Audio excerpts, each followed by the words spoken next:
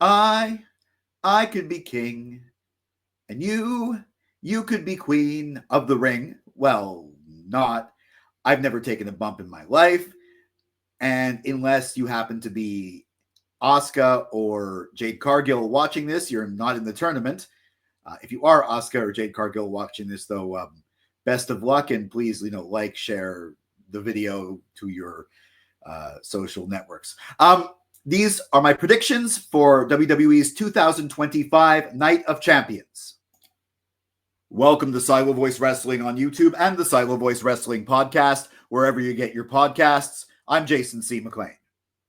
I'm recording this Tuesday, June 24th, around 3:20 p.m. Eastern. It's Saint Jean Baptiste Day here in Quebec, so bonne fête nationale to all those who celebrate.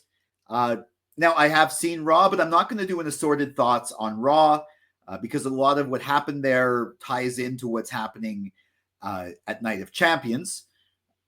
So I'm just going to sort of sprinkle that throughout. But I will say that Cody Rhodes-Jey Uso match was such a well thought out match with excellent ring psychology. I love how Jey is now using the sleeper and other submission holds as part of his repertoire. And the fact that he's adapted even I think it was the Cody Cutter as one of his moves too. I think that's great. But okay.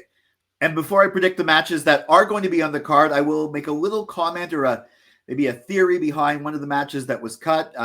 Dirty Dominic Mysterio defending the Intercontinental title against AJ Styles. That's not going to happen apparently because Dom is quote unquote injured. But I think that's a kayfabe injury. I think it's because maybe they had a Liv run-in planned or something involving Judgment Day involving Liv, and they had to rewrite that, so they had to push the match off to a later date. Okay, so what do we have? We have Sami Zayn versus Karrion Kross, just added on Raw. Honestly, I think Sami is so over in Saudi Arabia that maybe the reason they didn't want him in the King of the Ring finals, even if he lost, is because they didn't want to risk the crowd booing Cody Rhodes.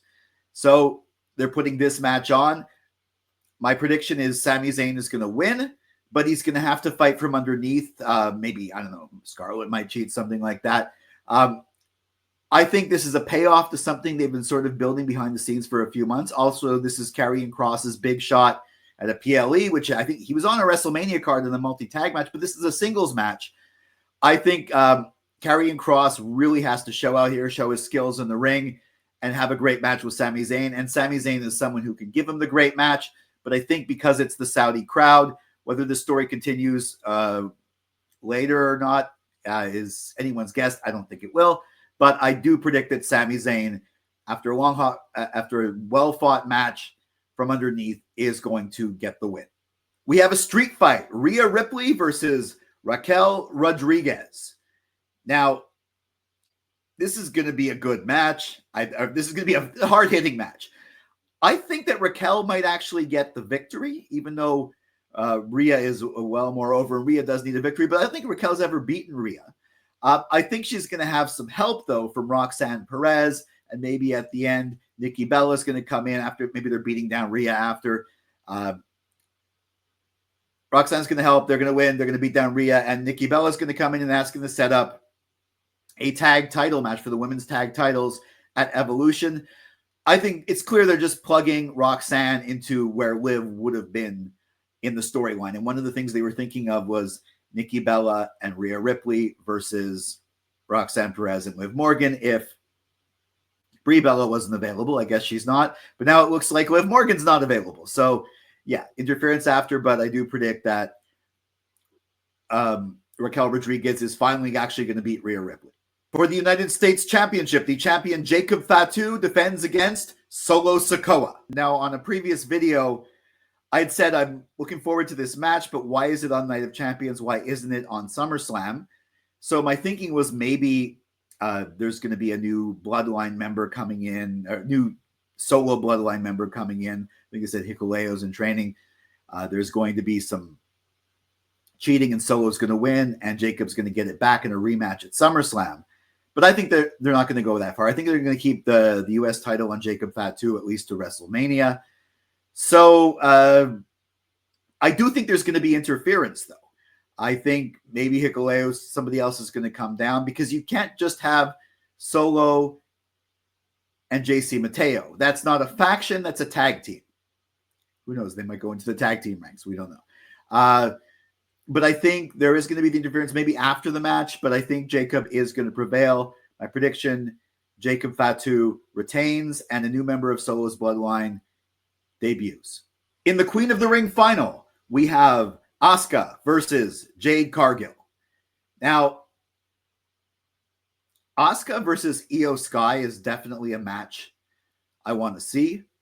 I think a lot of people want to see, but we can get to that even at SummerSlam without Asuka winning Queen of the Ring. Storyline-wise, I think the best match that we could get is either Jade Cargill beating Tiffany Stratton for the title at SummerSlam and then being cashed in on almost right away, or maybe shortly thereafter, by Naomi. Or possibly Naomi cashes in after the SmackDown Saudi last woman standing match between Tiffany and Nia Jax. I could see that happening too.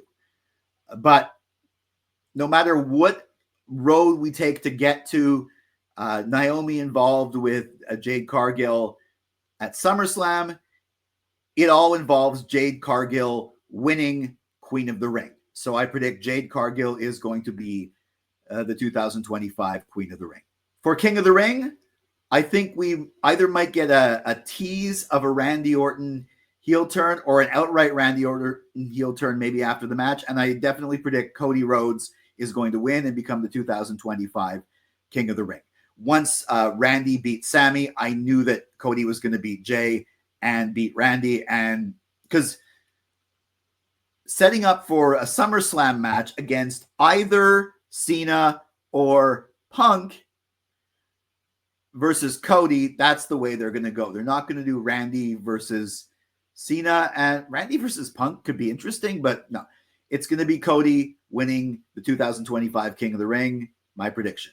And in the main event, the last real champion, basically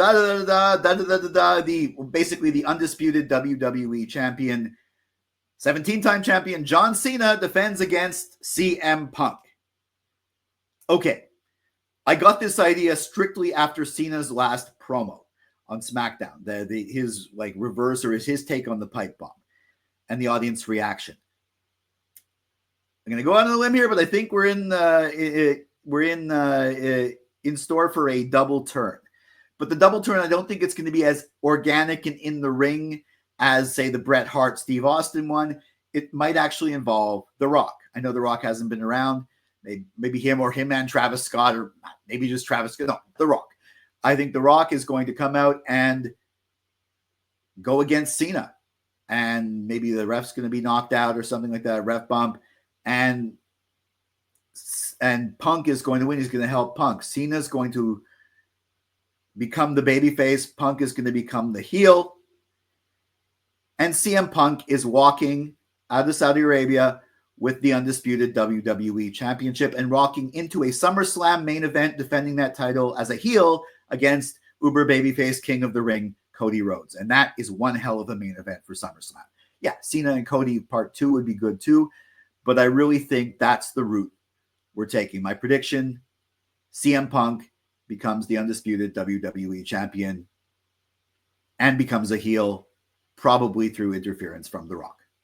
And these were my predictions for the 2025 WWE Night of Champions. Do you agree with my predictions? Do you have your own? Let me know in the comments. Follow at Silo Voice Wrestling on Facebook and Instagram, at Silo Wrestling on X, and me at Jason C. McLean on X and Instagram. Also, jasoncmclean.bsky.social on Bluesky. Make sure you like, share, subscribe, ring that bell for notifications to get on my wrestling hot takes, cold takes, simmering takes, wrestling opinion pieces, assorted thoughts on Raw and SmackDown, WWE Premium Live Event review, and of course, prediction videos. Now, as for the Raw, which I'm not doing the assorted thoughts on, I just got to say that Gunther promo was incredible. The match between Roxanne and Jade wasn't the best, but I think the match between Jade and Asuka is going to be a lot better here. It still worked though. And like I said before, it's clear they're plugging Roxanne into the live role in Judgment Day. It's kind of paint by numbers or a retread, but you got to do what you got to do. And again, that Cody match was fabulous. Yeah, okay. So I will definitely catch you next time. Until then, for Silo Voice Studios in Montreal, I'm Jason C. McLean.